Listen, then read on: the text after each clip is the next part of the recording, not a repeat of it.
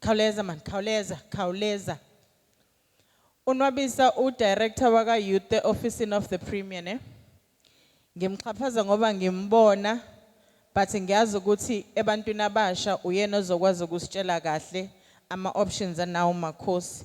5 minutes sis. 5 minutes. Angibingelele ngaphakathi.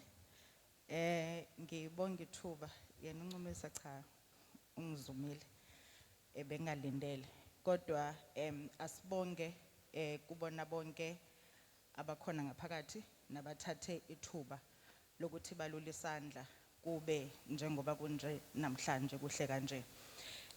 Sisimakhosi okuningi ngeke ngikusho no 5 minutes but engingakusho ukuthi sikhona kule journey sokulekelela sizokuxoxa okuningi eceleni but amaningi ama options njengoba eshilo uSisincumisa sizokwazi ukuthi sihambe kanye nawe sikulekelele sixoxisane kahle okunye ukushareile nami uSisincumisa and I also shared naye ukuthi the day engikhulumisa on the same day we started a program ebesinayo yokudela with the mental health because not really abanye mhlawumbe ngicabanga ukuthi mental health usuke sezihamba cha suke zingazi kaqashukile but ziningi izinto ezikwenza ukuthi uphazamiseke umuntu ukhula and we tend to deal with thina izinto sezidlulile ukuthi